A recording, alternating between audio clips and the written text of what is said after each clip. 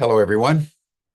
My name is Jim Garrison, and I want to welcome you to this session of Humanity Rising as we contemplate some fundamental issues related to money and civilization and peace and war. As we prepare ourselves for this discussion, I want to extend my comments yesterday as I was seeking to understand the current volatility and malaise and polarization taking place in American politics through the prism of the astrological situation in our heavens, in particular, noting that yesterday the planet Mars and the planet Uranus came into exact conjunction, and that we are approaching this November our Pluto return as a country. I'd like to extend my reflections in the following way.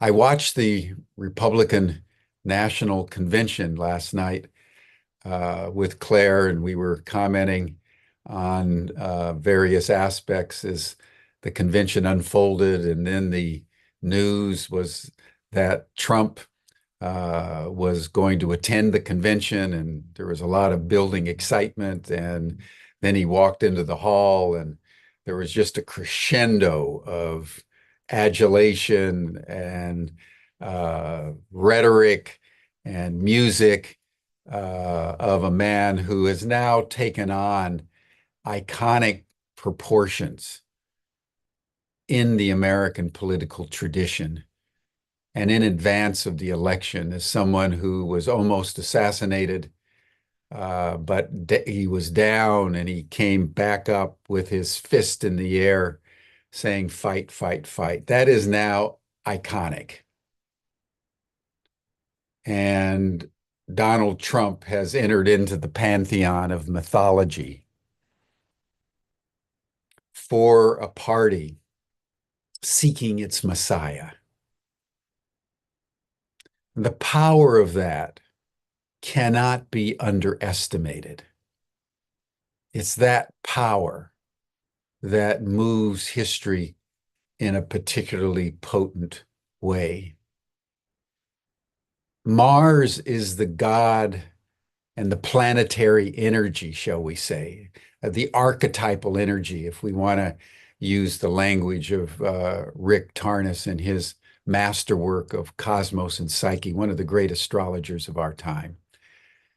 Now, that when one encounters the archetype of Mars, one is encountering the archetype associated with war in the Greco-Roman times, associated with aggression, associated with assertiveness, associated with conflict.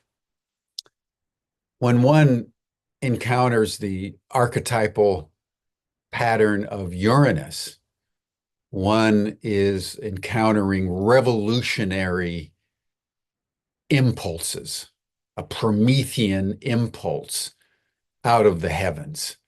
Uranus is sometimes referred to as the great awakener. It's that which wakes people up to potential. So when Mars and Uranus come together, what is woken up is the aggressiveness, is the desire for combat, is the lust for conquest in the human psyche. You could feel that in the Republican National Convention last night. It was infused with the conjunction of Mars and Uranus. The people were motivated, and their Messiah appeared before them, and he had a white bandage on his right ear. And so everyone knew without anybody saying anything, because he didn't speak, he listened and was sitting beside J.D. Vance his vice presidential nominee, and they'll be addressing the convention over the coming days. That here was a fusion of Mars and Uranus. Fight, fight, fight. But with the impulse of hysteria, of ecstasy, of coming home. And it's important, this notion of coming home, because Mars and Uranus are conjunct as the in the house of Taurus, and Taurus is the house of stability. It's the house of harmony, where people literally come home. And you could feel that in the Republican Party convention last night, that their candidate was miraculously saved by God. You heard that over and over again. Had he not turned his head at that split moment, and how was that ordained, et cetera, et cetera. So you see what they call the hypostasis, hypoiosis of a god, a mortal being transformed into a quasi-deity because of this iconic act that took place on Saturday afternoon in a rally that he was having on the East Coast. Now, the reverse of the Mars-Uranus conjunction is also happening. And that is what's happening on the Democratic side. So these archetypal formations, they refract in two different ways. They go in two different directions. There's sort of a light and shadow dimension to it. The news is that Joe Biden is quietly trying to work with the Democratic National Committee, the DNC, to wrap up the nomination and eliminate dissent by the end of July. Unless something breaks, he's shown no interest or intent in relinquishing his candidacy for the presidency, even though it's perfectly clear to everybody that he's no longer mentally able to really, in some cases, figure out how to get off a stage, let alone run the Oval Office of the greatest power on planet Earth at this moment. And one of the comments coming from the Republicans consistently, which is going to be a message to the electorate, is that the Democrats have known about Biden for the last several years and done nothing. And they've put the American people in the Democratic Party in a predicament. So what is now at play as the archetype of Uranus and Mars coming into conjunction is also obvious as the Democratic Party is in disarray. And when the aggressive energy that needs to be also seizing the Democrats in a ecstatic unity to save the republic, that is being fractured by the inability of the candidate and the electorate to come into rhyme. And so it's going to be very interesting to see how all these astrological energies begin to play out over the next several months, just under 4 months, as Pluto's return begins to come into play for the United States, remembering that where Pluto was on July 4th, 1776, 248 years later, it's in the exact place. And Pluto is that chthonic, destructive impulse. It's the god of Hades in the Greco-Roman time, the god of the underworld, that Dionysian, intoxicated, self-destructive impulse. So that what's likely to happen if all these astrological patternings and archetypal formations come to fruition in the sign of Taurus is that the electorate will find its home in tyranny. That's what's up for the United States of America 250 years after its founding, is tyranny.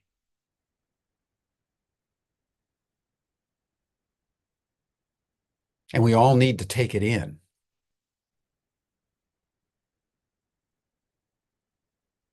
And how the people of goodwill in this country organize themselves, given the dysfunction that's playing itself out in the Democratic Party, is a real question. And I won't go into my uh, uh,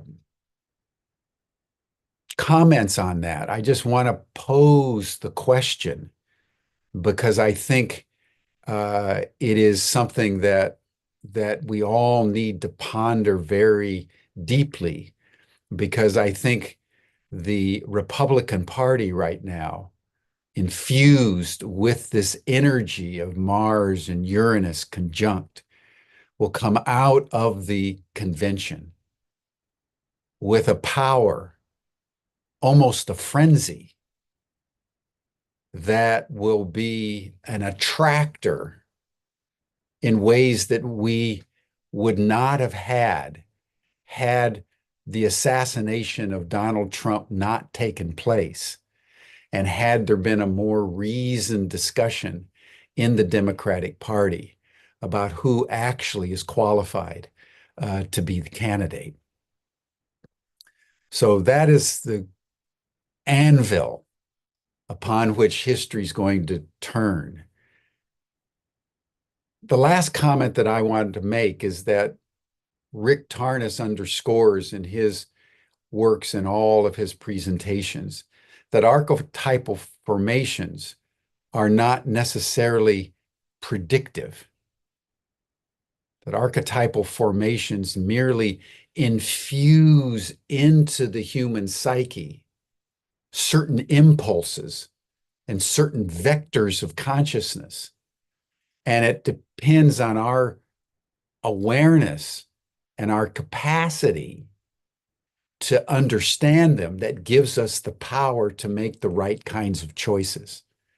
And so what I'm trying to lay out, everyone, is not a prediction about the election, but rather an insight based on astrology about what forces are now in play at the level of the collective unconscious of the United States that we need to note if the progressive forces, of which I consider myself a part, are going to prevail. Because we're dealing now with powers and principalities. This is not just a regular election in normal times. Not, and that's really important to note. So it's the insertion of sobriety is what I am seeking to do at this moment, bearing in mind the archetypal energies that are now in play. And all of us are equally susceptible to these energies. And all of us, therefore, have the capacity to work with these energies in a way that hopefully will lead the electorate to make the choices requisite to save our republic this November from the tyranny that seems to be enveloping us all. So thank you, everyone, for joining us today on Humanity Rising. And now we'd like to turn to a related but different subject of the end of money and the future of civilization with Thomas Greco, who is a scholar, an entrepreneur, an author. His book, The End of Money and the Future of Civilization, was acclaimed as a deep insight into what's going on at a different level around the world and in the United States. So we will ponder these issues having to do with the American electorate more deeply in coming weeks and months. And for right now, we want to invite Thomas Greco in. Thomas, thank you so much for your offer to give us a presentation today. Thomas is going to make some opening remarks, and then he has a short PowerPoint that he's going to share, and then I'll circle back and we'll have a dialogue for the balance of the time. Thank you, everyone. Thomas? Hello, Jim. Thank you, sir. I'll turn the program over to you, and then I'll circle back after you've made your remarks. Okay, well, thank you for having me on. This is a very opportune time for me to be Absolutely. participating with this kind of presentation because, particularly against the backdrop of what's been going on over the last several days. Um, my PowerPoint is called Money, Power, Democracy, and War. And this is a theme that I've been sort of working on for many years now, and presented parts of it before. Basically, what we're dealing with is in the world today is a trend that's based on the globalization and the centralization of power and wealth.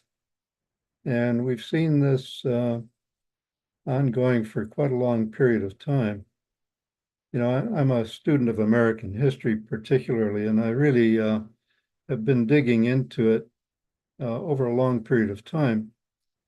And, what's going on right now is not unique in American history. It's a continuation of a battle that has been waging ever since the founding of this country 250 years ago. I'm particularly attracted to the philosophy and the ideas of Thomas Jefferson. And I guess if I were to pigeonhole myself, which I am reluctant to do, I would classify myself as a Jeffersonian Democratic Republican.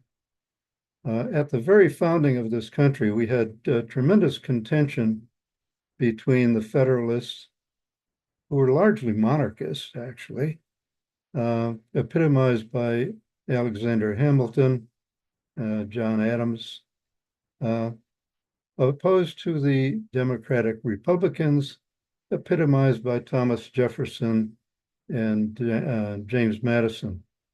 So this is a very interesting bit of history to look into because, in 1800, when we had this contest for the presidency, John Adams had succeeded George Washington as president in 1797. And in 1800, the election pitted Adams against Jefferson and Aaron Burr. In those days, the person that got the greatest number of electoral votes was president, and the person who got the second largest number was vice president. So it turned out that it was a tie between Thomas Jefferson and Aaron Burr. And I think the balloting went to 35 different rounds before Jefferson finally prevailed. And so Aaron Burr became his vice president. And, there was tremendous uproar and upheaval by the Federalists, thinking that this was the end of the American democratic experiment, because they were pulling in the direction of monarchy. In fact, many of them came to Washington before his second term expired, and they wanted him to proclaim himself king.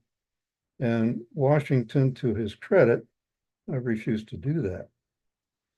So, I see a great number of parallels between what's happening today and what happened back then. So anyway, let me get into this PowerPoint slideshow that I've prepared. I would like to start with that and lay out the connections between money, power, democracy, and war. So I'm going to share my screen number 2, and start the show. I hope you can all see that.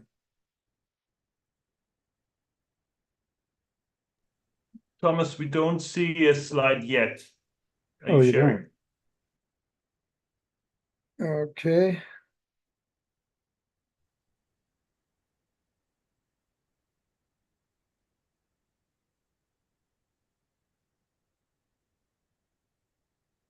Great, now we do.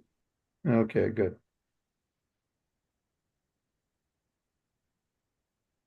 All right, so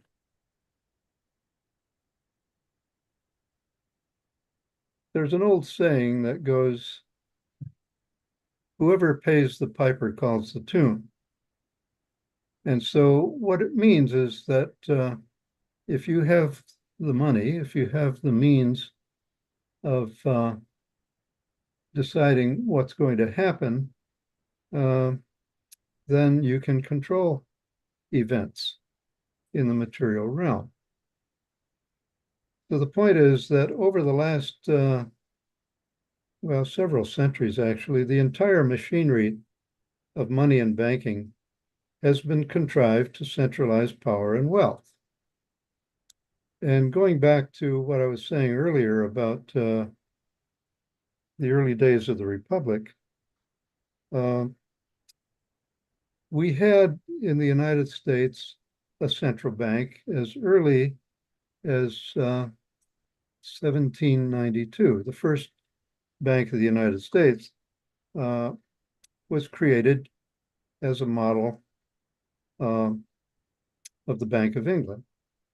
And Alexander Hamilton was able to get Washington and the Congress to pass the bill to charter that bank.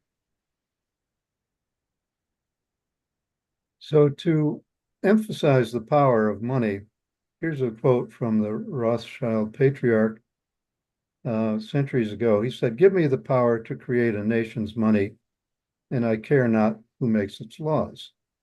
Well, we can see that Congress is bought and paid for because the people that control Congress are the ones that pay for the campaigns. And so if you control money, you can control payments to politicians and get them to make the rules according to your wishes. Another quote from Reginald McKenna, who at one time was the president of the Midland Bank in England. He said, "Those who create and issue money and credit direct the policies of government and hold in the hollow of their hand the destiny of the people," which emphasizes what I just said. So the money power equals the war power. As long as our governments are vast counterfeiting machines, Mars can laugh at peace projects. And the debt economy rests upon a conspiracy between the political state and the banking interests against commercial exchange. And these quotes are from E.C. Regal, one of my primary sources as I was researching all of this and learning about money and banking.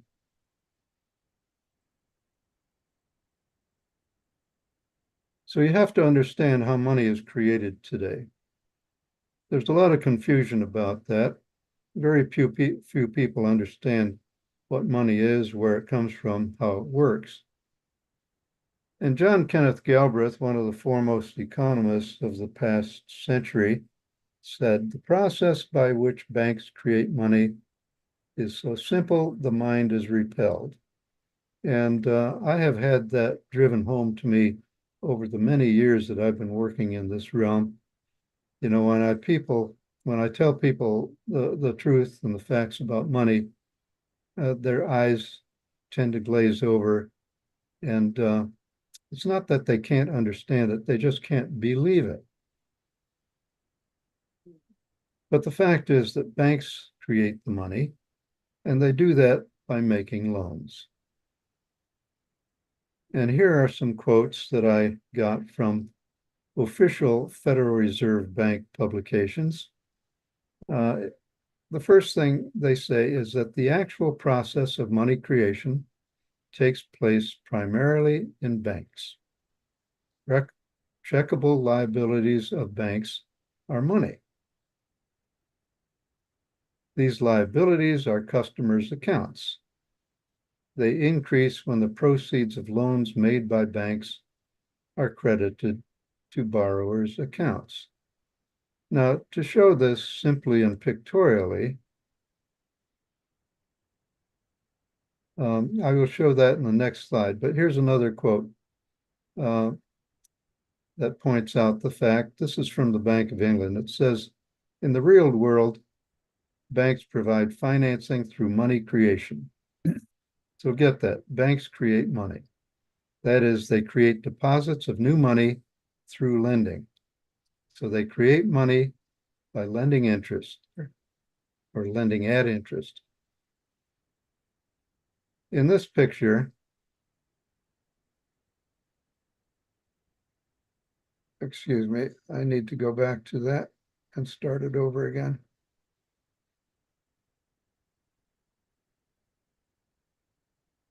Okay, here's a picture of a bank. And banks simply have a ledger of assets and liabilities like every other business. So when a bank makes a loan,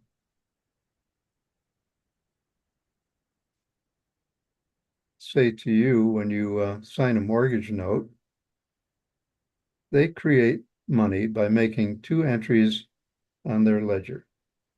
So your mortgage note, that is your promise to repay, is an asset on their books. And the deposit that they make to your account, that is the money they have loaned you, becomes a liability on their account. So in this simple act, they've created money. But there's a problem with this because banks charge interest on these loans. Now, how much money did they create when they made this loan? They created the principal amount, but now you're going to have to pay that back with interest. Now, where does the interest come from? Now, we'll get into that later on.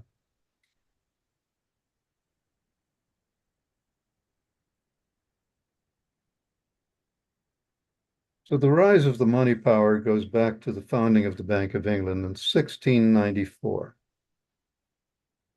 This was the beginning of the unholy alliance between politics and finance.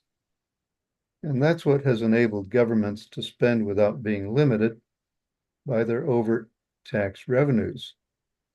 And it's given the bankers the privilege of creating credit and lending it out as interest.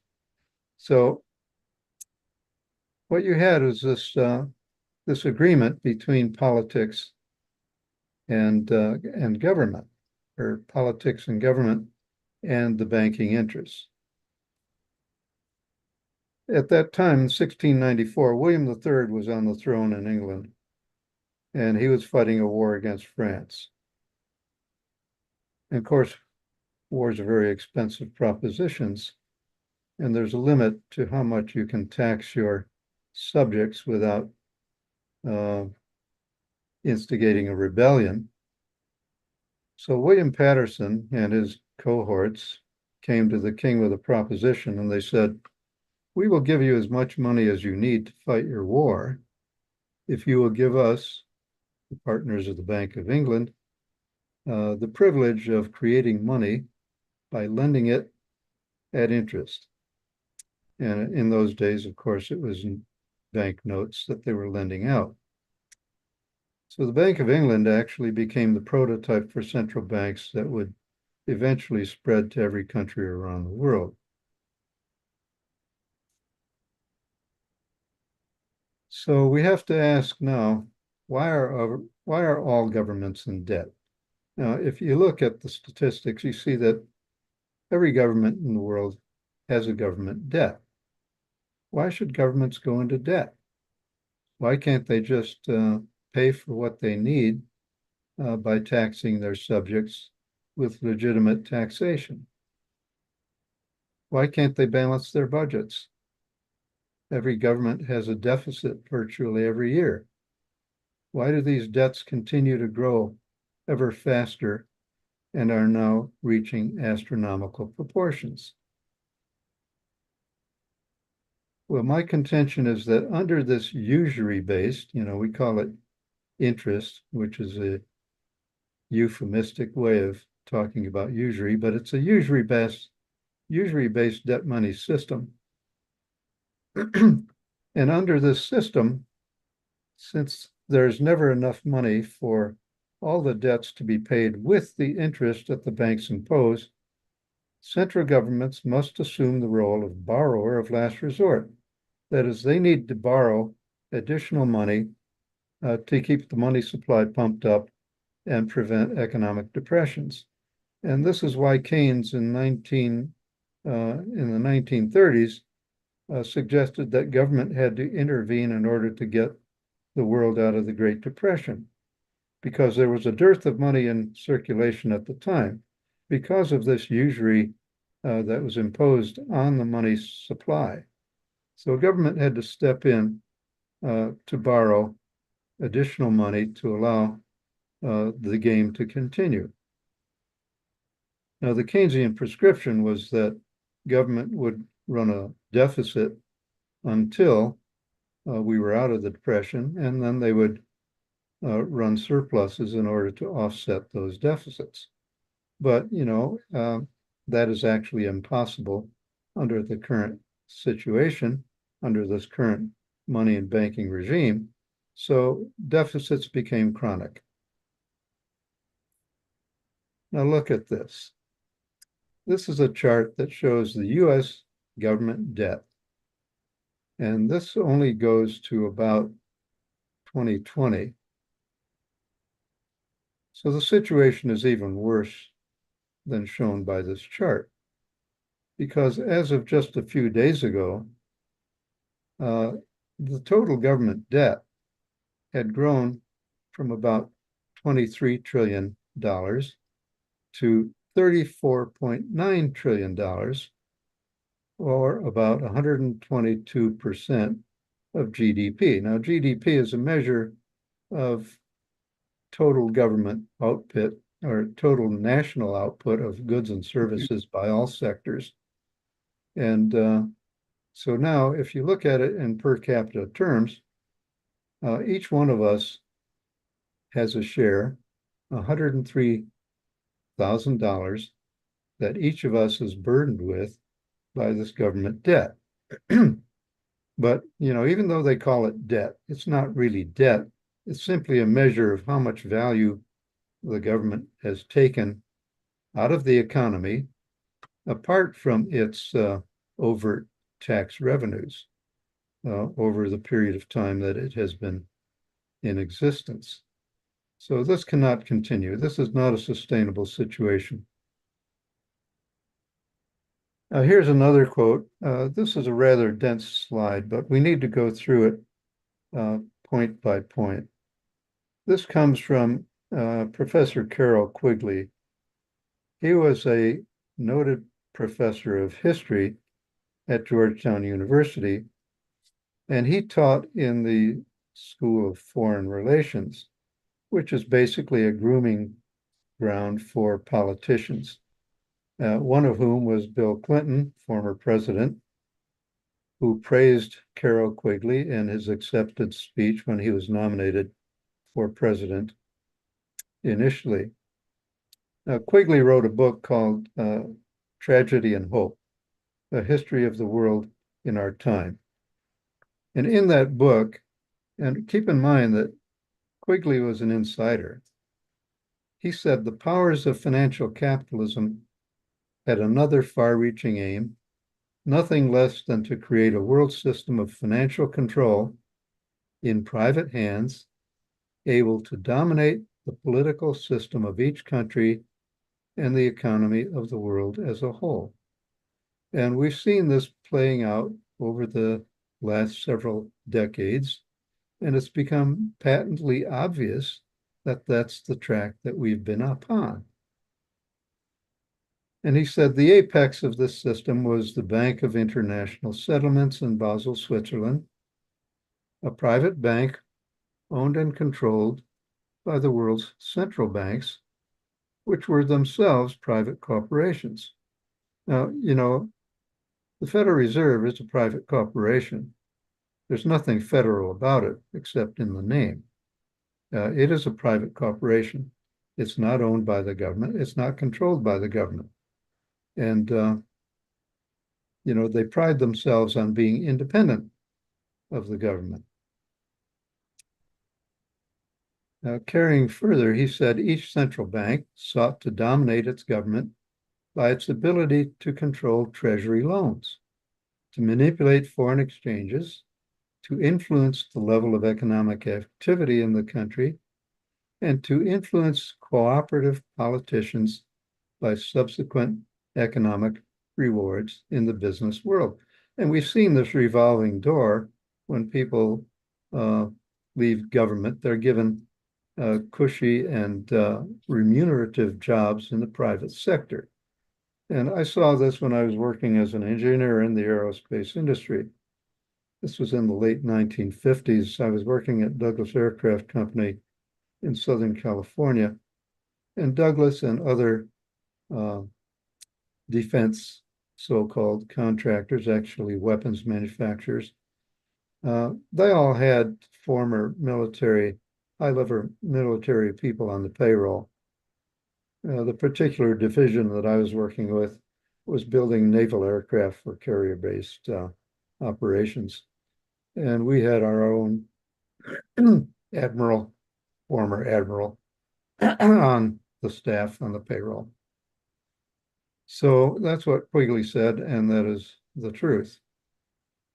So we have something that's driving our world to destruction, and it is this usury-based debt money system that I just tried to describe. Excuse me.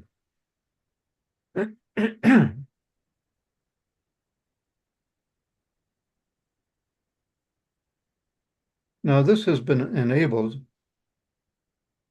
by the ready availability of fossil fuel energy, which has enabled us to reach tremendously high levels of productivity. But of course, the break on all of this is nature. The money economy has become detached from the real economy.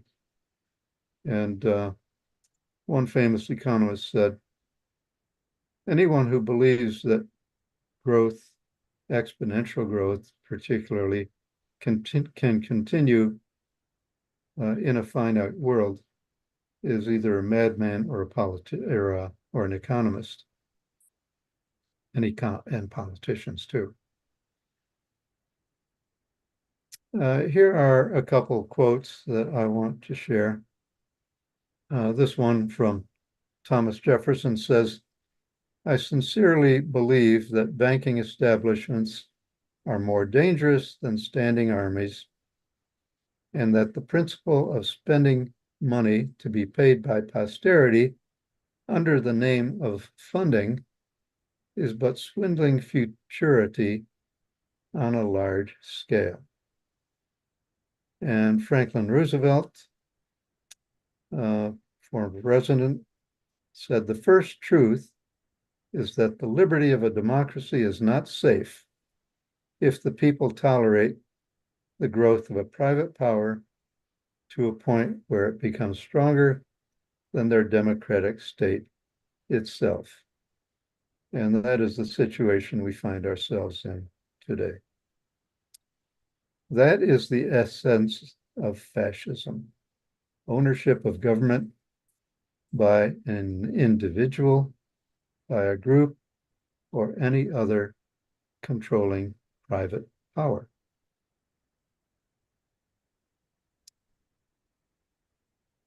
Now, I want to hearken back to another period in American history, which was the election of 1828. In that election, we had Andrew Jackson, a former general, who came to prominence during the War of 1812, against John Quincy Adams. Now, up to that point, every president and most of our national leaders had been from the aristocratic class. Jackson won that election, and Jackson was the first non-aristocrat to sit in the White House, to be president. And is in the second term contest in 1832, Jackson was in the midst of what is called the Bank War. And this is a very interesting chapter in American history. Jackson said, "The Bank of the United States is in itself a government, which has gradually increased in strength from the day of its establishment." Now, he was talking about the second Bank of the United States that had a charter of 20 years. You see, in those days, corporations were limited in the duration of their charter and in the scope of what they could do. That has been pushed aside, and now corporations are virtually immortal. They have unlimited life, and they can do whatever they want. He also said that the bankers, "You are a den of vipers and thieves. I intend to rout you out, and by the eternal God, I will rout you out." Now, this cartoon that appeared at the time shows Jackson as the slayer of the many-headed monster, and one of the heads on the snake is Nicholas Biddle, who was at that time the head of the Second Bank of the United States. Now, Congress passed the bill to recharter the bank, which was due to expire in 1836, but Jackson vetoed it. And his veto message to Congress is worth considering. And what he said was, "I object to the renewal of the charter because I look upon the bank as an institution too great and powerful to be tolerated in a government of free and equal laws. Secondly, I object because its tendencies are dangerous and pernicious to the government and the people. It tends to aggravate the inequity of fortunes, to make the rich richer, the poor poorer, and to multiply nabobs and paupers, that is, the rich and the poor." Thirdly, I object on account of the exclusive privileges and anti-Republican monopoly which it gives to the stockholders.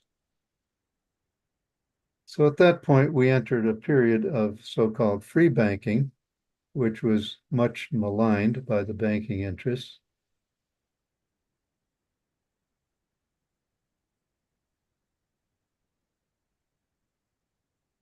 So what we need to do is move toward a system in which credit and money are decentralized and where we have the free exchange of value.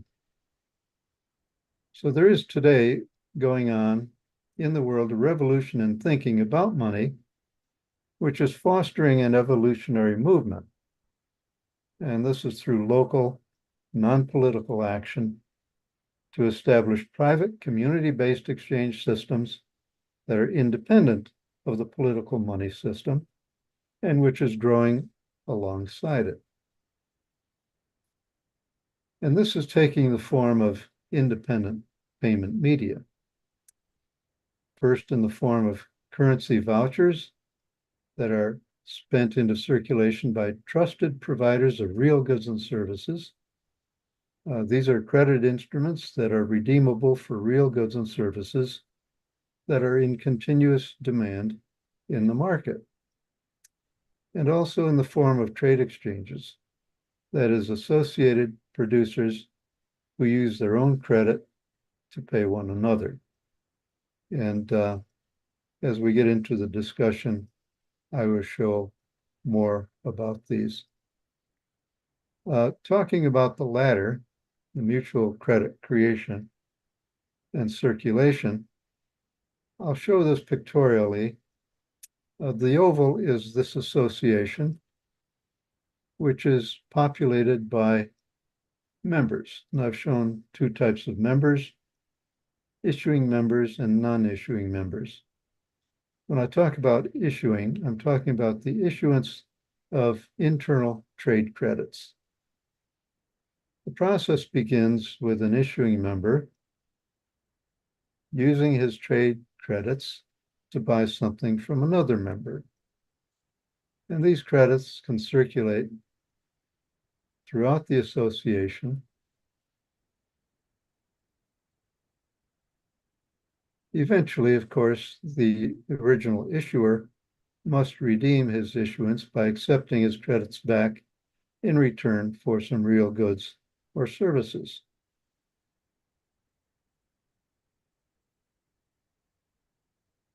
So at this point, I'll give you some references to look at, and I will post these also in the chat later on. On my website, my main one is beyondmoney.net. And if you go there, you can find pretty much the rest of this. My book, The End of Money and the Future of Civilization, actually was my fourth book on the subject. My third book was Money, Understanding and Creating Alternatives to Legal Tender, which goes into detail on many different forms of local currencies. An article that is pertinent because many local currencies have been established over the decades since, let's say, the 1980s. Some have worked well, some haven't. And some other references. So with that, I'll conclude the slideshow and stop the sharing, and we'll come back to discussion. Thank you, Thomas. It is, in fact, an immense subject, and you're right, that people's eyes start to glaze over when they think about money. And I think, as you pointed out, it's not that they don't understand, they don't want to understand. Well, they're also told that they can't understand it because of Yeah, all obfuscatory rhetoric that you hear in the mainstream media and from politicians and economists. yeah.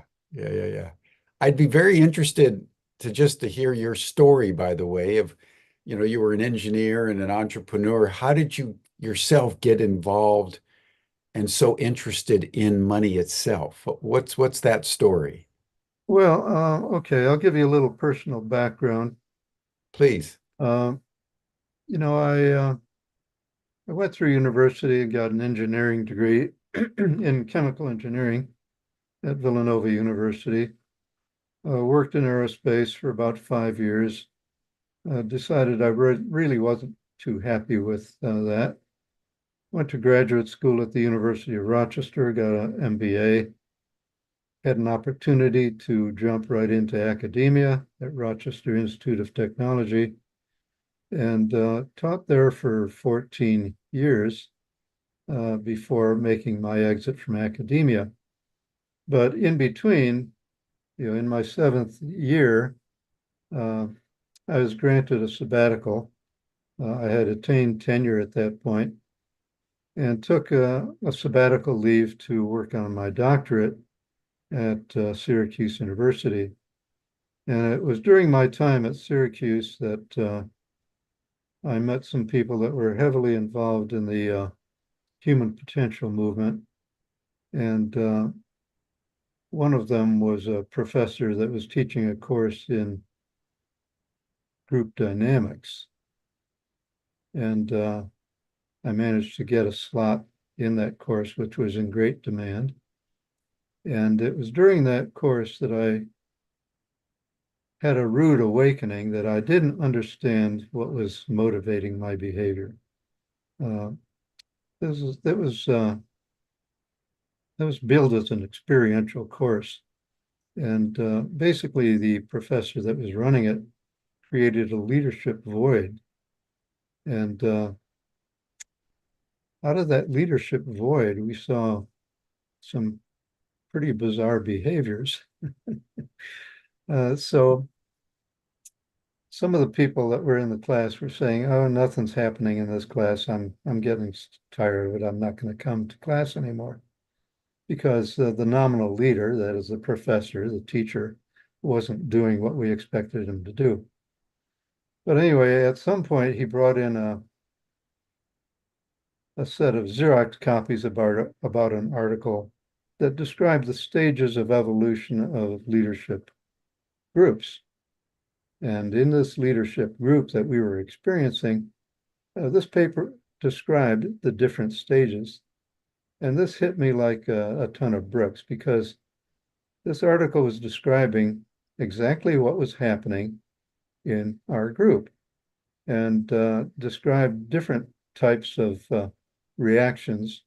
There were the independents, the counter-dependents, and the dependents. The dependents would clamor for the nominal leader to do what was expected. The counter-dependents, didn't want any of that. They were happy with what was going on. And the independents just sort of stood back and waited to see what would happen and would eventually, become leaders themselves. So anyway, I got into a weekend workshop that this professor was leading because I wanted to understand better what was motivating my own personal behavior. And that was sort of an epiphany for me, changed my life. I won't go into details about it, but I know others have had experiences like this. And from that point on, I embarked on a process of personal re-education of myself. Mm. Up to that point, I had pretty much limited myself to technical subjects like mathematics and hard sciences, but I began to go into the soft sciences, got involved in different movements, the bioregional movement, the peace and justice movement, human potential movement, and I learned a great deal about things that I had never looked into before. So anyway, that led to a big change in my life personally and professionally. Gotcha. So as part of that, I started working with the Peace and Justice Center in Rochester, where I was living and been born and raised. And it was through that association with the Peace and Justice Center that I was made aware of the problems with the money system and began to dig very deeply into that system and wrote my first book on it in 1989. That was called Money and Debt, A Solution to the Global Crisis. And then a few years later, New Money for Healthy Communities, and then the other two books that I mentioned. Well, let's dive in then and some of the substance. There's many questions that one can ask about this, but let's start with the U.S. debt because that is so massive. And as I understand it, is adding $1 trillion every 4 or 5 months, and increasingly drawing attention as a massive problem for national solvency. Speak more about your understanding of what that magnitude of debt means. The people who defend the debt say, well, a lot of countries have debt. This really doesn't mean anything because it's just an accounting issue. It's not a real issue that has any real impact on the economy. You're indicating that it does. But since this is so prominent in the news, this question of the mounting national debt of the United States, talk to us about um, how you understand its problematic nature and what in your view will happen if the debt is not brought under control, given what you understand about money. Well, as I pointed out, it's not really government debt, although we have to consider private debt as well. Uh, there are two ways of dealing with debt. One is that you monetize it. That is, you basically take the government debt and you create new money on the basis of that, or you default on it.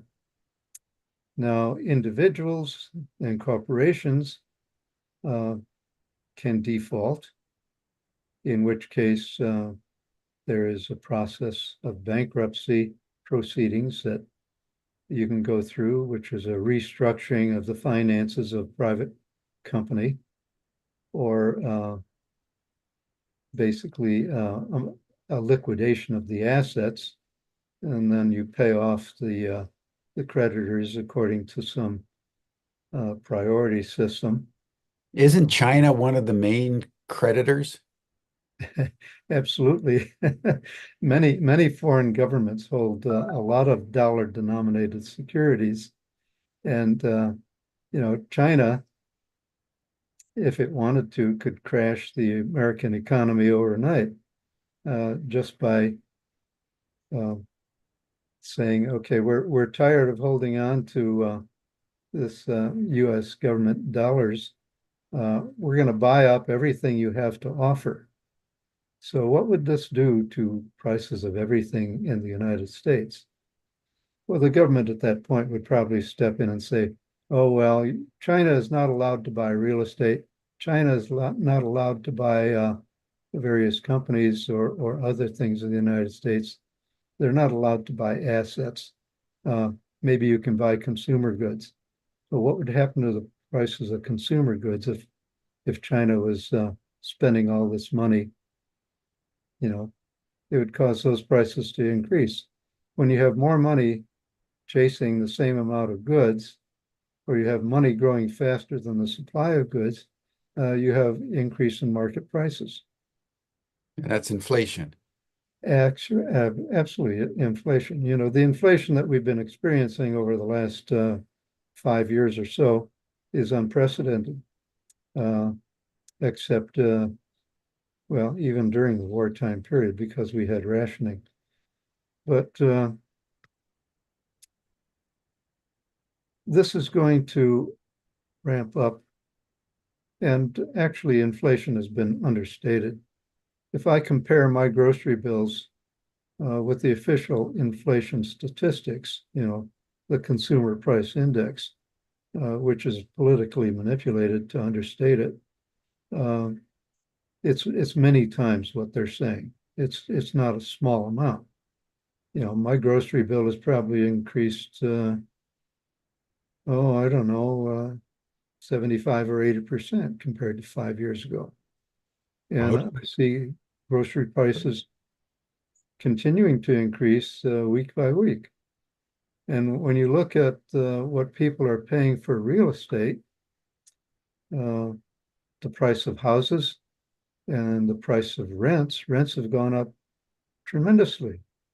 And this has been exacerbated by the fact that we've allowed corporations to start buying up residential real estate, especially apartment complexes and BlackRock, private Vanguard. houses. Yeah. Yeah.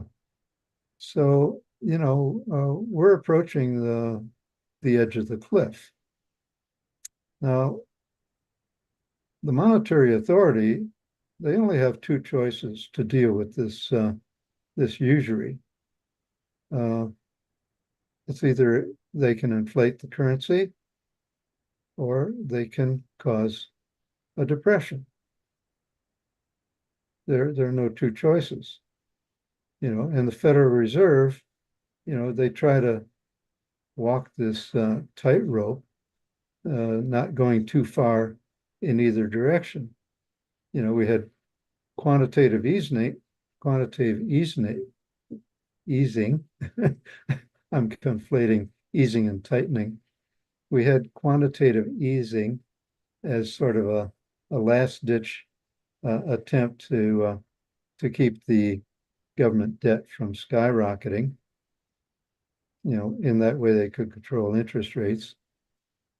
And then they tried quantitative tightening, where the Federal Reserve was getting rid of some of the government debt that had accumulated after the 2008 financial crisis. So they only have these two choices. But you see, they have the power by their control of the monetary system and the economies of other countries of the world to export inflation, export deflation. Now, we've been exporting the deflation, the depressions to Europe, to our supposed allies in Europe. Now, what's happened to the economies of Germany? Germany was the economic powerhouse of Europe until we hobbled it. We hobbled it, first of all, with the sanctions that we imposed on Russia because of their reaction to the provocations. And that's a whole other political subject that we maybe get into later on.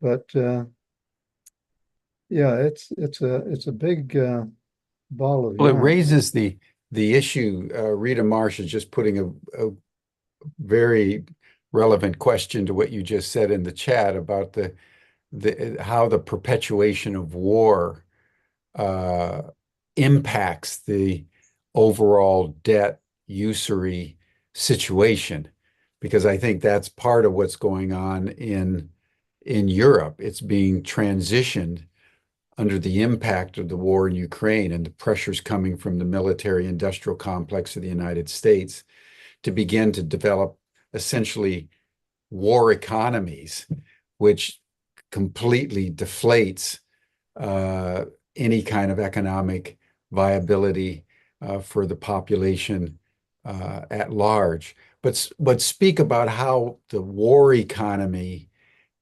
feeds into the usury, the debt, and the lowering of living standards for ordinary people.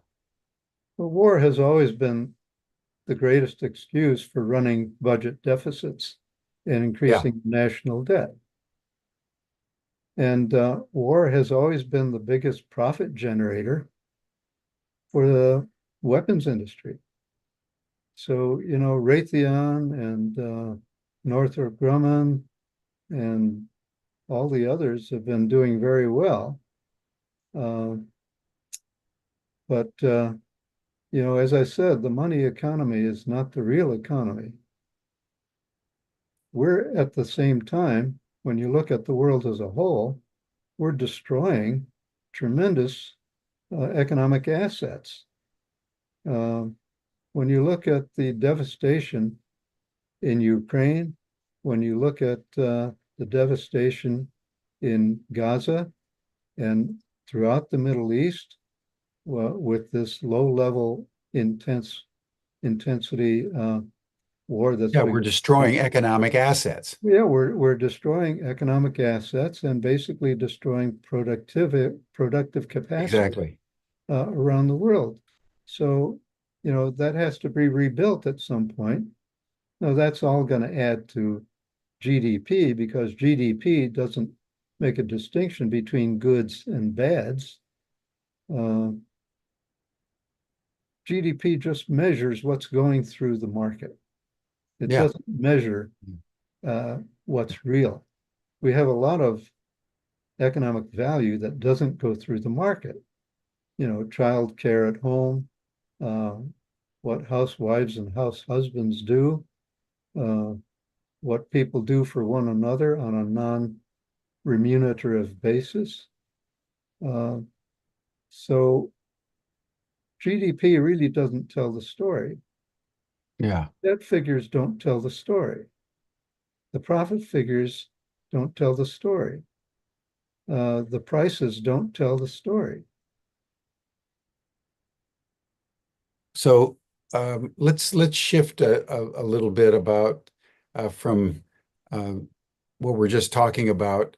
I'd love to, and I think people would be interested in how you evaluate within your schema and understanding the whole phenomenon of the cryptocurrencies and Bitcoin and all the other currencies that are out there. And because they came in effect from the private sector, they were an attempt to create value exchange outside the government. And the governments have been, you know, had a very adversarial posture with regards to the cryptocurrencies.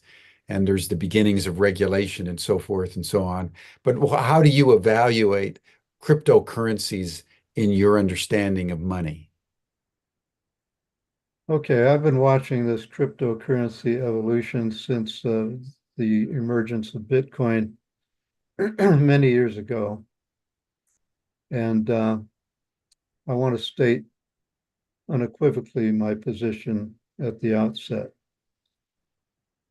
Bitcoin was well intended to be a medium of exchange that was beyond the control of the monetary regime, the governments Right, and right. central banks.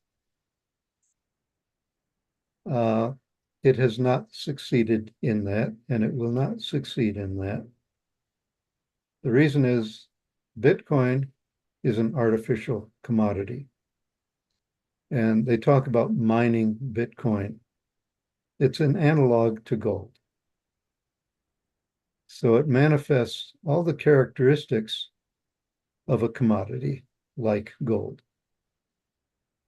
A commodity typically does not serve the purpose as an exchange medium. A commodity may serve the purpose of a savings medium or a medium of speculation. And that's what we see playing out in the market for Bitcoin and other so-called crypto coins. And what might play a role as an innovative approach to helping us achieve that objective is the blockchain ledger. I feel my blood pressure going through the roof because it's very hard to focus in on the specifics of all of these many questions that need to be addressed. So let me Why take don't a pause. we Let take a me take a pause pause. then? We wouldn't want your blood pressure to go up. Why don't we take a pause and bring then this discussion to a close? We're almost at time anyway, and then we can transition to the after chat, which is a little bit more relaxed and informal. But I really want to acknowledge your mastery, Thomas, of a highly complex, very controversial domain uh, where ultimate power resides, and it is protected by bodyguards of lies and deceptions and manipulations of information and political institutions. And so your capacity to get to the heart of it and explain it in a very simple and direct way is a real achievement. I want to really compliment you for the uh, perspicacity of your mind and your courage in plumbing this domain. It's one of those all important domains that very few people bother much about because they're just looking in their wallet to see how much they can still spend. Well, Uh, thank you, Jim. I appreciate that, and I just hope that I have a few more years to complete my mission, yeah, and yeah, yeah, I hope that my work will become more recognized and followed. yeah. Well, I'm sure when we get to the after chat, people would be interested in sort of some alternatives that you may want to recommend, but we'll leave that question to the after chat. So, Yeah, thank let you. me just say that there absolutely are alternatives, Yeah, and yeah, those yeah. I've been articulating in detail, and did that in my last two books, well, all my books for that matter. And the last book, The End of Money and the Future of Civilization, is in the process of being revised. I'm publishing it chapter by chapter as I complete them, and already published 9 chapters, which you can find links to on my website, beyondmoney.net, and have the next 3 in the hopper, almost ready to go, and hope to complete Fantastic. this work by the end of the year or shortly thereafter. Fantastic. Fantastic. Okay, everyone, that'll do it for us for today. You're all welcome to join Thomas in the after chat. And then tomorrow, we're going to circle back to Cynthia Bledsoe, who has talked to us before on various aspects of numbers and the Mayan calendar and numerology and so forth. She'll be deepening her dialogue with us on these matters. So that'll be tomorrow on Humanity Rising. You'll all see the link to the after chat in the chat box. You received the link in your Zoom reminder, and that'll bring us to a close for today. Thank you, everyone. Thank you, Thomas. See you tomorrow. Bye for now.